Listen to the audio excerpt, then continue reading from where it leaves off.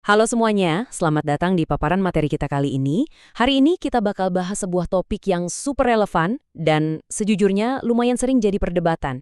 Gini, kita kan lagi ada di tengah-tengah revolusi teknologi yang luar biasa masif, di mana batas antara dunia fisik dan digital itu udah makin tipis.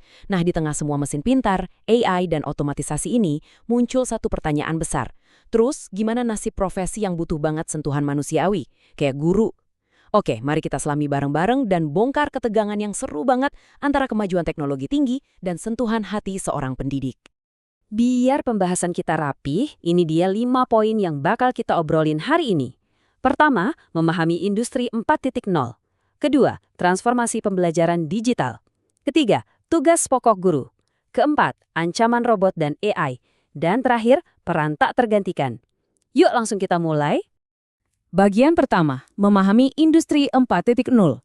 Sebelum kita ngomongin soal pendidikan, kita harus bedah dulu nih. Apa sih sebenarnya jargon canggih yang satu ini? Coba kita lihat definisi dasarnya dari Kagerman dan kawan-kawan di tahun 2013. Mereka bilang, industri 4.0 itu intinya adalah integrasi dari cyber physical systems dan Internet of Things ke dalam proses industri. Kalau dibahasakan lebih gampang, ini tuh soal benda-benda fisik di dunia nyata yang sekarang udah nyambung ke internet dan bisa ngumpulin data secara langsung. Biasanya ini paling kerasa banget di bidang manufaktur dan logistik. Nah, kalau kita lihat dari kacamata Leffler dan Chisner, prinsip utama dari era ini adalah penggabungan mesin, alur kerja, dan sistem menjadi satu jaringan yang super cerdas. Tapi perhatikan deh poin kuncinya. Kendali mandiri. Mesin-mesin zaman now udah nggak perlu lagi nunggu disuruh manusia. Mereka bisa koordinasi sendiri dalam rantai produksi untuk saling mengendalikan secara otomatis. Keren kan?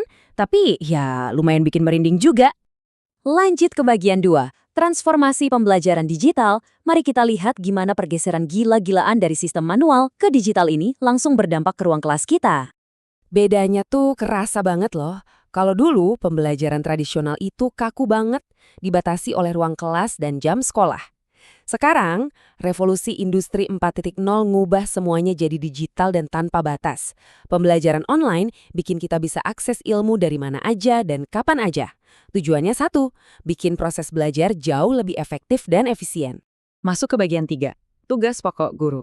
Nah, di tengah gempuran layar gadget dan koneksi internet yang kencang ini, kita perlu pause bentar dan ngingetin diri kita lagi soal apa sih pondasi utama seorang pendidik. Untuk memahaminya secara pasti, kita bisa merujuk ke landasan hukum kita sendiri, yaitu Undang-Undang Guru dan Dosen Nomor 14 Tahun 2005. Di sini digarisbawahi banget apa aja tanggung jawab fundamental dari profesi guru. Jadi ini bukan sekedar himbauan moral ya, tapi benar-benar mandat hukum negara yang mendefinisikan apa itu pendidik sejati. Dan mandat itu menjabarkan tugas guru dengan sangat jelas. Coba perhatian, 7 kata kerja ini. Mengajar, mendidik, membimbing, mengarahkan, melatih, menilai, dan mengevaluasi peserta didik. Wah, bayangin. Kalau cuma mengajar sih video tutorial di internet juga bisa kan? Tapi gimana dengan mendidik karakter, mengarahkan moral, melatih empati? Deretan tugas ini benar-benar nunjukin beban kerja yang murni butuh sentuhan hati dan kerumitan emosi seorang manusia. Kita masuk ke bagian 4, ancaman robot dan AI. Dengan teknologi yang sekarang melesat jauh melampaui imajinasi kita, muncullah sebuah ketegangan yang cukup bikin deg-degan. Coba lihat deh ciri-ciri generasi keempat ini. Kita punya superkomputer, robot pintar, mobil yang bisa nyetir sendiri, editing genetik, sampai neuroteknologi yang bisa ngoptimasi fungsi otak. Gila kan? Saat mesin udah bisa memproses miliaran data dalam sedetik, wajar banget dong kalau banyak orang mulai mikir, wah jangan-jangan peran manusia bakal pelan-pelan menyusut dan digantiin sama robot nih. Makanya, muncul pertanyaan krusial buat kita semua. Gimana sih persiapan para guru dan tenaga kependidikan buat ngadepin semangat zaman yang serba otomatis ini? Ingat, ini bukan sekedar pertanyaan teoretis di atas kertas ya. Ini benar-benar soal survival. Kelangsungan hidup sebuah profesi di era yang berubahnya secepat kilat. Jawabannya simpel, tapi butuh aksi nyata. Antisipasi. Mengutip pesan dari Bapak Supriyanto selaku Dirjen GTK Kemdikbud, sektor pendidikan itu sama sekali nggak boleh nutup mata. Guru nggak bisa tuh pura-pura teknologi ini nggak ada. Mereka justru harus mengantisipasi perubahan zaman. Karena anak-anak yang duduk di depan mereka ini lagi disiapin buat ngadepin dunia kerja yang bakal berubah drastis banget. Jadi, nyuekin perubahan itu sama sekali bukan pilihan. Akhirnya, kita sampai di bagian kelima, peran tak tergantikan. Disinilah letak jawaban kenapa jiwa pendidikan itu bakal tetap berdiri kokoh, sehebat apapun badai digital yang menerpa. Mantan Menteri Pendidikan dan Kebudayaan kita, Bapak Muhadjir Effendi, pernah menegaskan sesuatu yang sangat ngena banget. Beliau bilang kalau tugas guru sebagai pendidik itu adalah menanamkan nilai-nilai dasar pengembangan karakter, termasuk gimana pakai teknologi secara bijak, dan pastinya jadi inspirator buat anak didiknya. Nah, kutipan ini seakan menampar keras anggapan kalau guru itu cuma mesin transfer ilmu. Nggak sama sekali.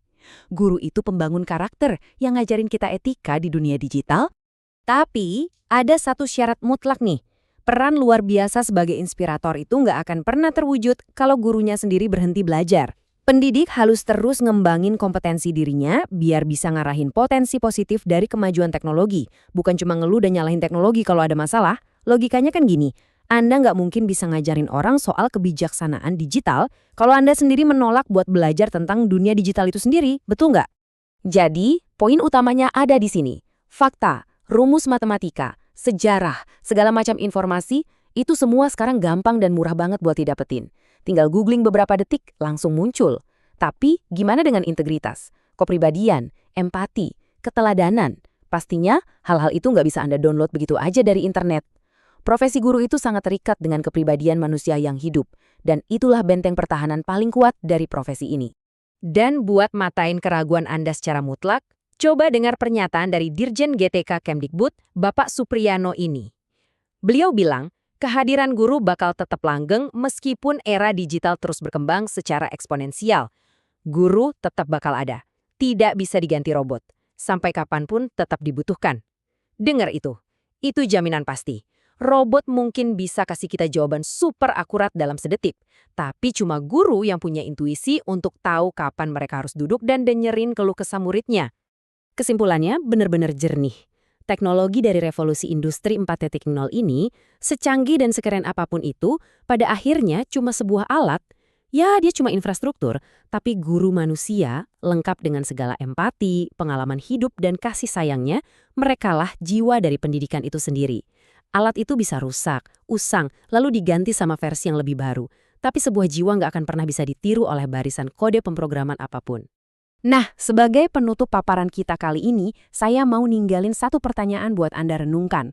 Apakah kita bakal pasrah dan biarin teknologi mendikte gimana masa depan cara kita belajar? Atau akankah kita ngambil alih kendali dan pakai teknologi super canggih ini sebagai sekedar alat bantu buat menginspirasi generasi kita selanjutnya?